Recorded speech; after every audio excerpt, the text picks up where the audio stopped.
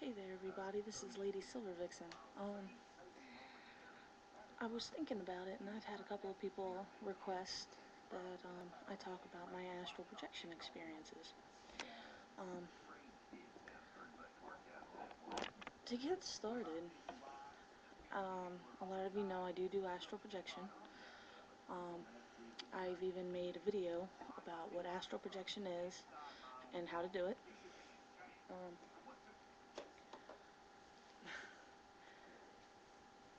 let's see. It's really interesting to talk about astral projection experiences because each one is different. Each one you find something new out, not necessarily about yourself, but about those that are around you as well. As I've done and said in a lot of my Magical Creature series videos, there are magical creatures on the astral plane. The astral plane is of the mind, not necessarily the physical body. Now, I thought I'd only talk about maybe one or two of my experiences on the astral plane. Each time I go there, there's a sanctuary that I've created there, and my sanctuary has the representation of something that is comfortable to me, and anybody who does astral projection should have some sort of sanctuary there that they can retreat to, where they know that they will be safe at all times, no matter if they get scared or if they just feel like sitting up there from time to time. Personally, my sanctuary is a white temple. It is surrounded by flowers. It also has animals and such that walk around casually. And it also has a beautiful water fountain in the middle. There's always candles on the ledges.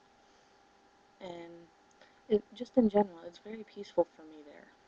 So that's the first place that I always go to.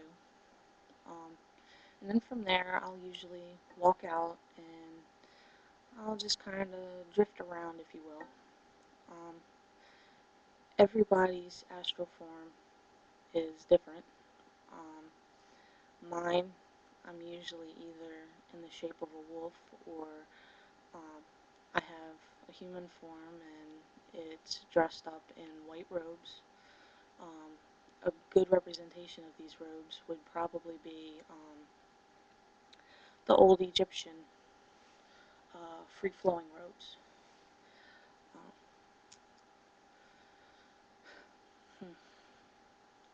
And what I'll do up there is I'll try to either communicate with somebody that I know that would be up there. You can meet other people that are up there. I've met several of my students there, whether they know it or not.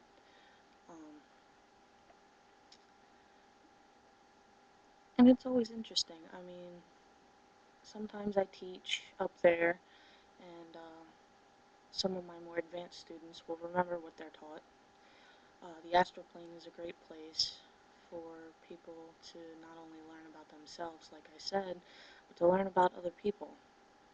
You gain a very deep understanding of who you are by what you look like up there. It's probably one of the closest representations of what your higher self looks like. Like I said, there are magical creatures up there. I have had some interaction with some of them. An example would be some of the Fae. I have come across some of the Fae while I was astrally projecting.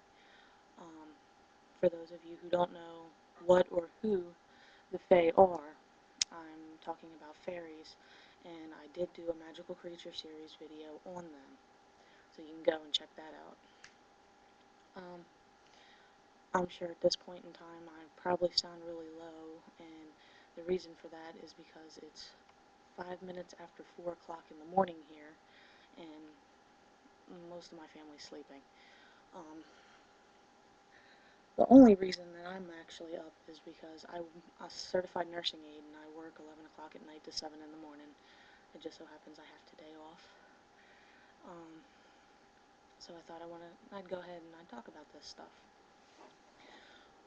There's one experience in particular that comes to mind when I want to talk about an astral projection experience, and it's the first time that I actually was able to astrally project myself. Um, for me, it took me 6 months to learn and perfect the actual art of astral projection. Now, there are some people out there who can do this in a month. Some of you, it'll take 2, 3 years. I can actually project myself while I'm sitting here talking to you. That's how advanced I've gotten. Some people can't do that, obviously. It really all depends on the person and where they're at in their life. If you are upset, you should not astral project. It means if you're sad, if you're angry, it doesn't matter. If you are upset emotionally, do not try to astrally project, because when you do, when you get there, the vibrations that you normally go up there with will change. And you will start drawing in things that you don't want to draw in. There are things that are known as astral nasties, and unfortunately on my first experience to the astral plane, I did come across one. And the way to deal with that, and this is the experience I wanted to talk to you guys about, do not confront it. There are some that you can confront, and then there are others that you cannot. The safest bet is do not confront any of them. What you do is, a lot of you are still probably using the silver cord method, where your astral body is connected with a silver cord. What you do is you grab that cord and try to make a physical part of your body move. Otherwise, pull on the cord and imagine and think of your body. Think of your physical body. When you do this, it will take your spirit and it will draw you back. Okay? This is the safest way to return to your body, is to just think about it. The transition is usually very smooth, and you will snap out of it very quickly.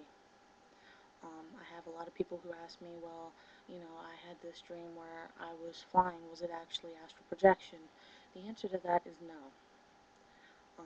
Astral projection is a very deep meditative state, or a trance-like state, where you are literally, your spirit is literally leaving your body. Just remember that you can always return to your body. A lot of kids are afraid that when they start this, they will not be able to return to their bodies. That's not an issue at all, guys. Just so you know. Think of your body and you will return. Also, make sure that while you're doing astral projection, you have some sort of protection near you, whether it be a cross, your pentacle, if you're a Wiccan or a pagan. You want some sort of protective image that you can hold on to. And that's really all I can think about, to be honest. But I hope you all enjoyed this. I hope you all can hear me. I still haven't recalibrated my microphone yet, so I'm sure if I'm not clipping in and out, my voice is probably very low. So I hope you all enjoyed this, and I will be seeing you all later. This is Lady Silver Vixen, and I'm signing out.